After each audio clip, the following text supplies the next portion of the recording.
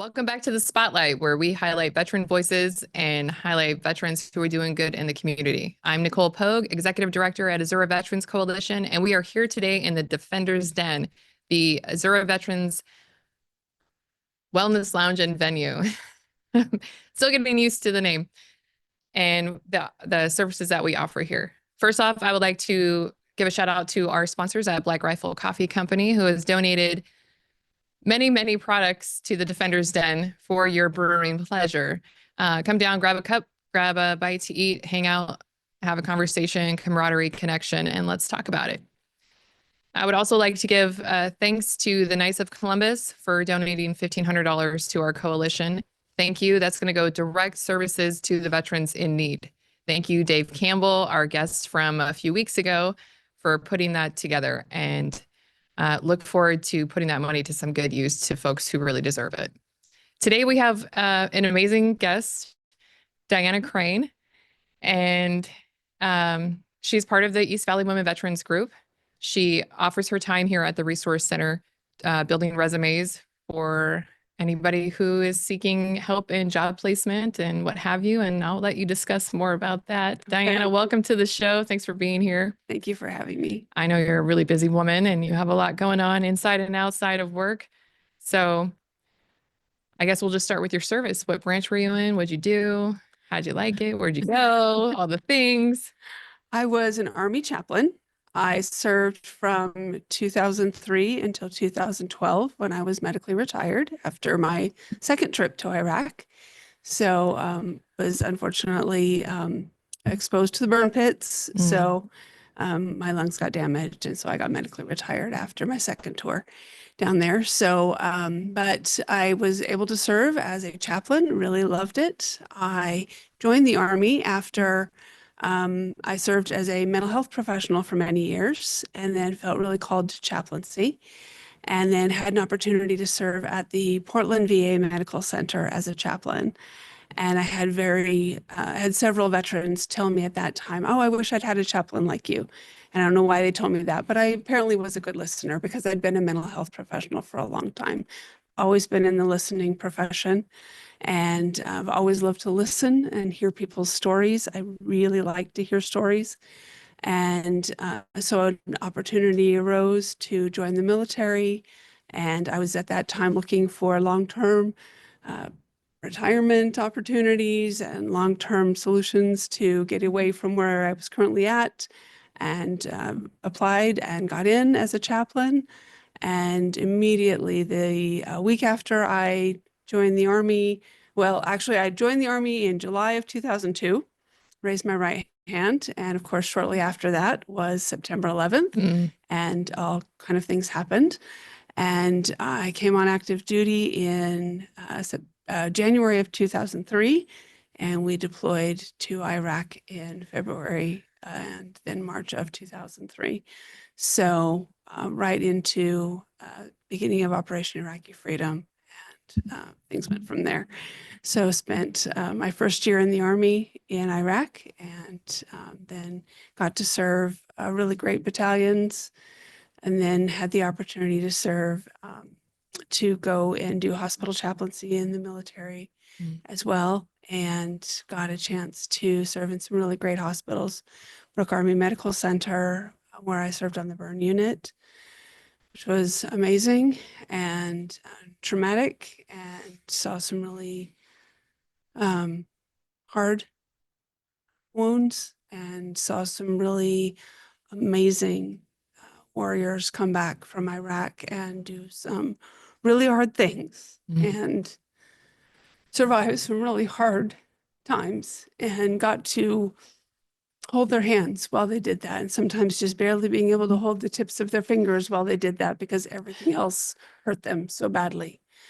And they were so amazing, and to see the resilience of these soldiers and airmen and sailors, and to see them become veterans, and now to know that there's still veterans out there who have survived those wounds, and to have been a tiny piece of that recovery for that year is just an amazing part of a tiny piece of my journey. And then to go to Kansas and to serve at Fort Riley and be a tiny piece of that Wounded Warrior Battalion and that hospital there, where I got to serve not only the warriors, but the civilians in that community, and to be a part of that that journey as well. And then that is the place that I was medically retired out of after another tour from Fort Riley as part of Big Red One. So, you know, again, just having that opportunity to serve fellow soldiers and the military community there. And then left the military, did not want to, of course, but had to regret leaving the military, but had to do that. Yeah. And then I went on to try to continue to serve as a chaplain, chose to leave that profession after a couple more years and tried to retire. As you know, that doesn't always work very well. And a few years ago, 3 years ago, was offered an opportunity to step back into the veteran community and serve at Goodwill. And now I have an opportunity to serve as the manager of mission advancement at Goodwill's Veteran Service Program. So now I run the Veteran Career Center for Goodwill. And this is where I get to come over here on Wednesdays and help veterans with their resumes. And then, of course, at the Career Center, we're able to help them with career development and continue to provide services in the veteran community, doing all kinds of career development and training and computer services and computer training and all of the different services that Goodwill has provided in the community for years, but we get to provide it to veterans specifically. And I love that. Sorry, that was a whole lot of information. Whoa. Hashtag goals, right? Dang. So where you're located right now, you guys just had a ribbon cutting not too long ago. Yeah. In August of last year, we opened the Veteran Career Center at 16th and Indian School, so not very far from the VA hospital. And we're open Monday through Friday from 9 to 4. And we're able to provide those career services to any veteran or military family member who is looking to develop their career in any way. Yeah. Who showed up to that event, the ribbon cutting? There were some big wigs there, and then there's a history behind all the portraits on the walls there. Yeah, our building is dedicated to Will Fishbach, who is a local attorney and a veteran in the community, or a veteran who served in Iraq and Afghanistan. And he is a local attorney and who continues to serve. He is the chair of the Goodwill board. And so he continues to serve Goodwill. He continues to serve the Phoenix area. And we have dedicated that facility in honor of the service that he has continued to provide to our country and to the military and, of course, to our community. Amazing. Yeah. Wow. Yeah. When you're building resumes, you help people with their federal resume, which is a feat in itself, because most resumes are like one page, but the federal resume is several pages. There's a lot more nuance to it, a lot of detail. Can you explain to us what that's like? Federal resume requires a huge amount of detail because a federal resume is you have to go and improve to the future employer that you have the capability to do the job they're asking you to do. So you have to document all of the details and the capability that you can do what they need you to do. So you have to give a lot more detail. In a regular resume, you're documenting, you're selling yourself. But in a federal resume, you are proving yourself. Mm. So it's a very different type of resume. So it's going to take you a lot more time and it's going to take a lot more detail. So it's a different skill set. So we are going to spend a lot more time with you, and we're going to help you put that together as well. So we have several different templates. We use a platform called My Career Advisor. And so you can get in there, anybody can get into that platform and use that. And there's a federal resume template in there, which is a good starting point for that federal resume. Yeah, your tool is amazing. It's user friendly, very streamlined. You sit down with folk and you help them get it out. Yeah, I worked with a veteran who was in here this morning, and we spent a couple hours together working on his resume, and he left really happy with the one that we got him. Yeah. Thanks for being here and offering your services like that. Love it. 'Cause I know you're kind of spread all over the valley. So you said you had a call to become a chaplain, and you hear that a lot in that field. Mhm. People are like, I had a calling. And how did that feel for you? I had Is been it a call to serve, or like how does it show up? Is it a divine kind of thing? I had been a mental health professional for a long time at that point. I had been working as a counselor for a while, and I just had a really strong sense that God had something more for me to do. Like I said, I'd been a listener for a long time, and I just felt like there was more that needed to happen. And it is really important to me that people understand that that there's more out there. And chaplaincy is different from being a pastor. Chaplaincy is understanding that everybody's religion may be different, but everybody has a right to believe and practice the religion that they have. Mm-hmm. And so a pastor is going to come in and is going to practice their belief, and they're going to teach within their belief system. And I do have my own, and I believe it very wholeheartedly. As a chaplain, my job is to make sure you practice yours, Yes. and that you have the opportunity to practice what you believe. And so my beliefs aren't the most important thing in that place. So my job as a chaplain is to make sure you get to practice what's important to you. So I'm going to come in as a chaplain and find out what's your belief system and give you every opportunity to practice yours. So that's how chaplaincy and pastoring are different. And so that's where I feel I have a calling to help you and any individual that I come in contact with practice what's important to them. What about, so like in a service, it's like God, service, country, and then you're dealing with soldiers or in what other branch, when they come in, do you help them find their way, or do you just allow them, are you just a mental health professional in that sense when they come in, or do you try to guide them into kind of spiritual paths, try to find something bigger than themselves to get themselves out of what they're dealing with? Usually, because I did come out of a mental health background, I was able to offer some counseling services, but usually I would try to find out what gives somebody purpose and meaning. Mm. So it's more than just the mental health services, because I can direct somebody to mental health services. The Army and the military has and always had good mental health services available. What I was helping them to provide is what gives your life meaning, and whether that's religion or connection to something, a higher power, but what is it that gives your life meaning? And let's find that, and let's explore that, and let's give you connection to that. And you call that a pumpkin? Yeah. So we were talking before this started about pumpkins, and in zoos, a lot of times in the fall, they'll give the animals a pumpkin or an enrichment activity.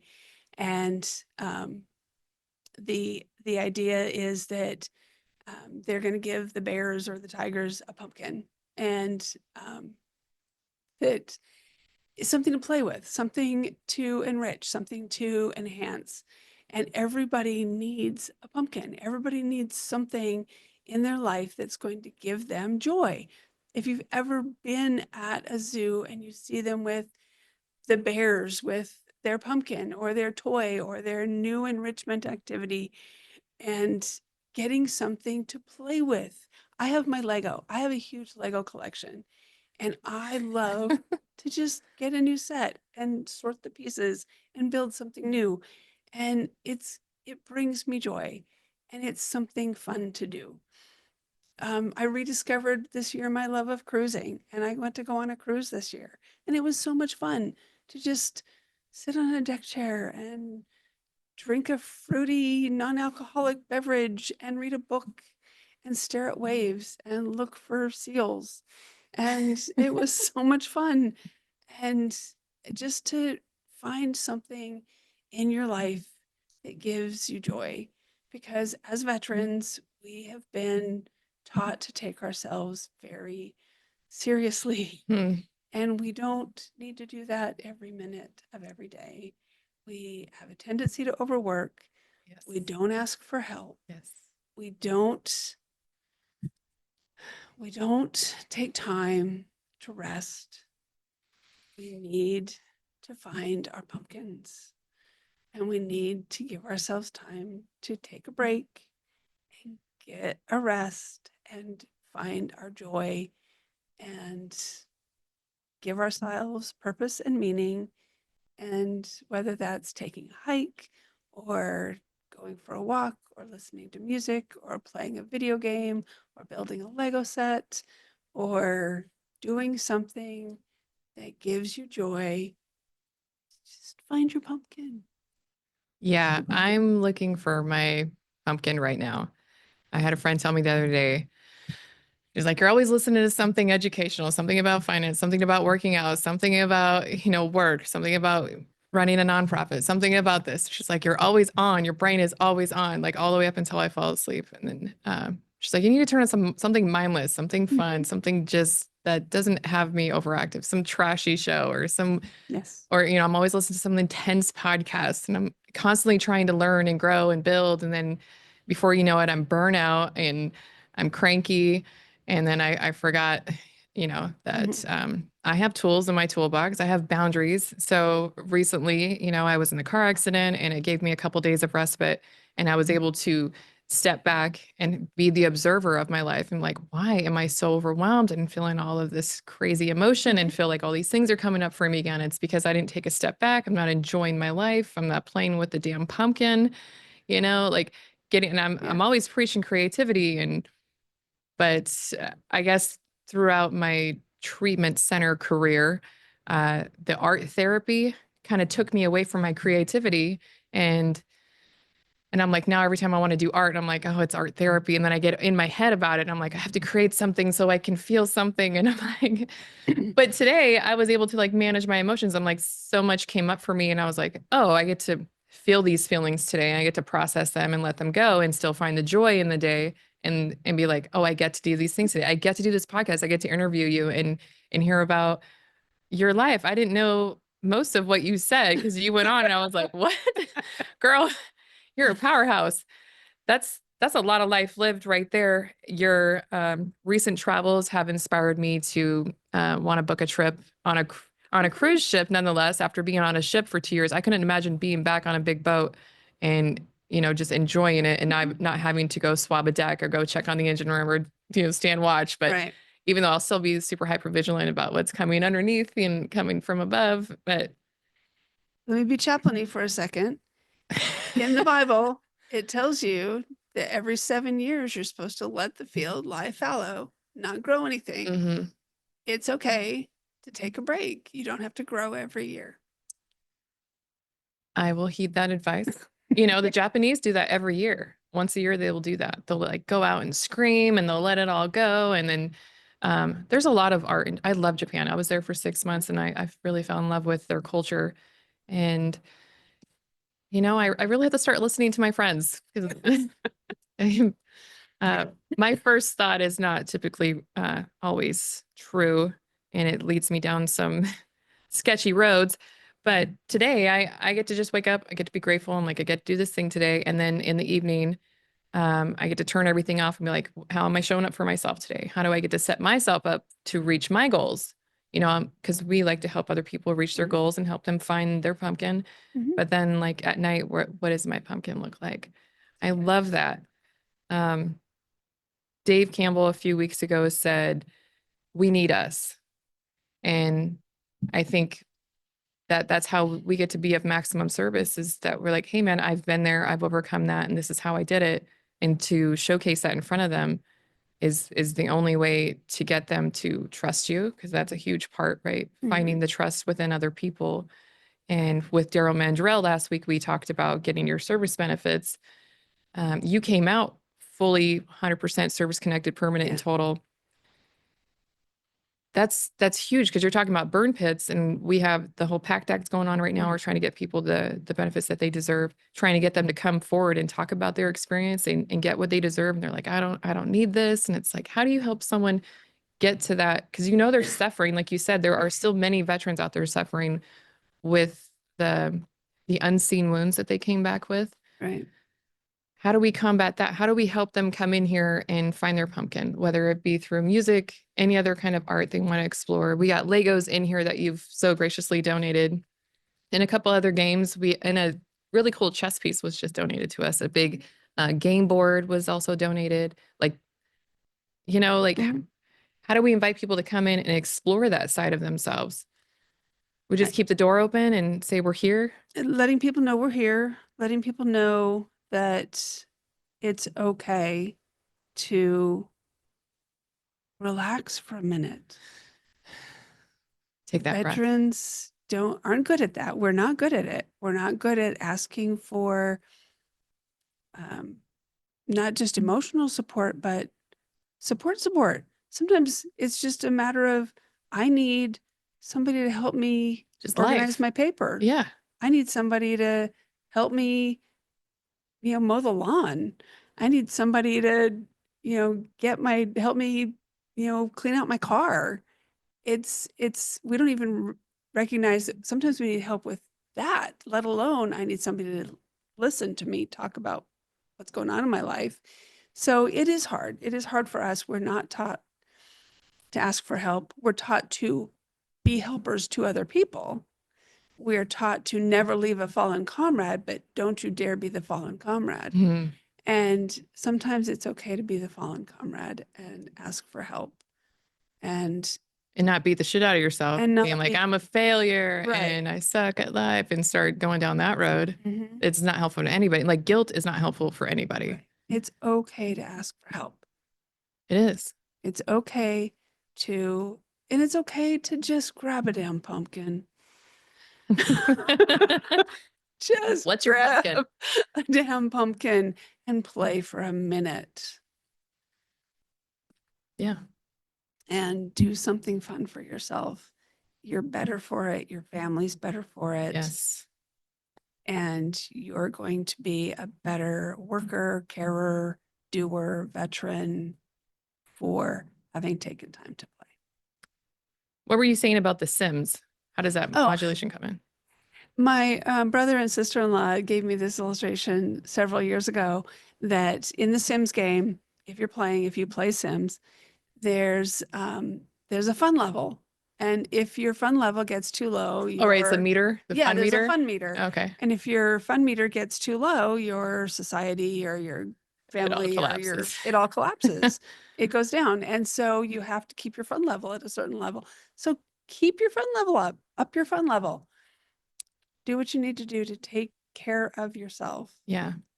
There's got to be some healthy balance. Yeah. And I get, there's like this whole grind culture right now. Everyone wants to be an entrepreneur, and there's so much to get done, and there's so much to see, and you want to do all these things. It's okay to be off balance for a while if you have like this short-term goal, like say a year or less.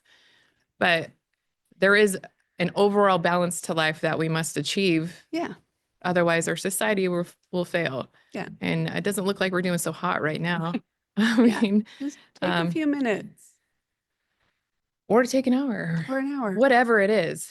But be intentional about it. Like, Yeah. I intend, like whatever I set up for the day, I'm like, I try to do one intention a day. That way I'm not overwhelming myself, like another taskmaster kind of thing. Like, just for today, I'm going to smile at somebody, or just for today, I'm not going to do this one thing that I always do, or just for today, Yeah. Because if I lay my head down at night and I'm like, okay, did I accomplish that one thing? So I can build that into the next day and grow from that. Because it's always been like this catch up game. Right. But even on the days you didn't accomplish that thing, you're still okay. I'm still okay. Yeah. Yeah. And I am okay. Yeah. Life hits hard sometimes. Yeah. Sometimes everything hits all at once. you're like, what the fuck? This is bullshit. Because Yeah. it's like, I did all these things. I did everything I was supposed to do. And yet, these anvils are still falling out of the sky. So, I'm tired of playing dodgeball with that. I'm working on kind of like a memoir of, my time in the service and afterwards. And it feels like you're just kind of stuck in this iron rain. And I want to be able to, clear the skies of that, if you will, because one at a time, just one at a time, not all at once. But it's that resiliency that we have to keep on keeping on. You fall, you rise, you fall, you rise, you fall, you rise. Is the only way you're a failure is if you stay down. Just get back up, brush yourself off, grab somebody's hand, and when you're up, reach back, grab somebody else, take them with you. That kind of deal. We have a saying up on in our career center that says, fall down 7 times, get up 8. Yeah. Yeah. But yeah. And know that I love Buddhism for that, life is suffering, there's a cessation to suffering, and it's all about attachment. So like letting go of the old story, embracing the new, and knowing that it's optional. Your suffering is optional. It's going to hurt. Yeah. Life's going to hit you and it's going to hurt. It's going to be painful, but this too shall pass. The good times pass, the bad times pass, and that's life. It's hard. Where do you have the pumpkin and all of that? You just find one. You just find one. And it doesn't have to be one. It could be many, right? Yeah. I mean, I have my Lego. I have books that I love to read. I have family that I live with that I can rely on. I've got a dog that I adore. Mm. I've got a kitten that, bounces off my head in the mornings. I've got, I've got a lot of different hobbies that I engage with. I've got wonderful bosses that I can call on when I need help. I've got the East Valley Women Veterans Group. I've got East Valley Women Veterans Group. I've got really good friends that I care about and that I know care about me. Mm. So yeah, you find those nuggets of, pieces of people that can help you. You find sometimes all you can find is a piece of pumpkin. Sometimes you find a pumpkin pie. Sometimes you find something that you can hang on to. You find pieces of joy and you grab hold of those pieces of joy when you can. Yeah. Because, I heard something, happiness is a byproduct. Mhm. So we're not always going to be happy. And when you're constantly running around, everything's happy. No one believes that shit. No. It's like something's going on Yeah. underneath that. Be real, be honest, be open, be authentic. Mhm. Life is full of all the whole array of emotions. So, and it's okay to broadcast them all, showcase them all. Yeah. Like, this is what's showing up for me today. I'm sorry I suck. Like yesterday, I don't know what was coming up, but I had anxiety all day until I fell asleep. I'm like, what the hell? I woke up today. I was like, okay, it's gone. Thank God. I had to, towards the end of the evening, I just had to like shake it off, cry it out a little bit. And then I got up and I take care of my shit. I was like, okay, I feel better. But like, no one's come to save you. Like nobody No. came to my door and said, I'm here, girl. I'm going to give you a hug and everything's going to be okay and pat you on the back. I'm like, I don't need to hear that because I don't really know what's going on. Mhm. I just know that something is rocking around in here and it's probably perimenopause or hormones. I don't know. Who knows? Yeah, you think Yeah. you get over something and then something else shows up in your life. You're like, what? Right. This is so much fun. I love it. But you can make choices in the midst of that. And you did. You made some choices. I could have made a deleterious choice. You could like I had in the past, but you get to play the tape all the way through. You're like, nope, because as hard as this is, if I did that, it would get so much worse. Right. So just whatever you do, don't make it worse because there's nothing so bad that a bad decision is not going to make worse. Mhm. So what do? You call your friends, you call your support system, you show up at the lounge, you Yep. just go for a walk in the park, find gratitude. Yep. Yeah. Call somebody. Yeah. Well, thanks for showing up today Yeah, and sharing with absolutely. us all the amazing work you did. Thank you for your service. Thank you for yours. Yeah, absolutely. It was an honor. And both of us had short-lived careers, even though we both wanted to be career women in the military. And life happens, and then you have to recalibrate and see what's next. Yep. How can I be of service in a different space? Yeah. And we've both figured out ways to continue to serve the veteran community. We both will continue to serve the veteran community as long as Absolutely. we can. And Breath in my lungs. there we go. Yeah. Like I feel like I was divinely led to do this work. Mhm. And every time I think of doing something different, something just kind of doesn't sit right with me. And I know that this is what I know. And they say, write what you know and be about what you know. And I probably will never stray too far from this. You know, my whole family was military. And so I kind of want to put a pumpkin on the door out there now and ask people when they come in, or like throw little pumpkins around, be like, what's your pumpkin? What's your pumpkin? Maybe we can, you know, help other people find theirs. That would be awesome. I'd love to do that. Yeah. Well, I look forward to continuing the work that we're doing together and building the women's group. This last Monday was our first Monday outing, and the women went to Fat Cats. There's like bowling, golf, arcades, food, camaraderie. That was cool. We've gone to the shooting range before. You did a Lego night with us. You also did the escape room idea here in the lounge, which is great. My family's in town from Washington. I'm gonna take them to an escape room. Oh, that's fun. It is a lot of fun, you know, that critical thinking, and it takes the whole small talk out of whatever family dynamics, family trauma that you've all dealt with. And it's like, let's just leave all that over there and let's go play with the pumpkin. Yeah, it's cool.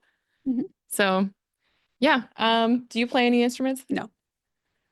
Would you like to get on stage and share any kind of expression? What would you do? If I put you on that stage, how would you express yourself? I would preach. You would preach? You don't want me to do What's your favorite verse out of the Bible? Jeremiah 29:11. I don't know the Bible. Let's see if I can even remember it. Now I'm going to totally go blank. See, put me on the spot. Jeremiah 29:11, though. It sits with you. Yeah. It's probably something people need to hear on an internal level. So, well, my producer threw it up. I know the plans that I have for you, declares the Lord. There are plans for peace and not disaster, plans to give you a future filled with hope. And oh, that is good. Yeah, it's just a reminder that no matter what's going on in your life, that God has plans that are not for the bad, that plans are going to come up.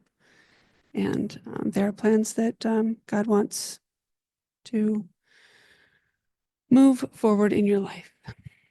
I like that. I like to say, trust the universe. You know, I feel like I'm being divinely guided in some kind of way.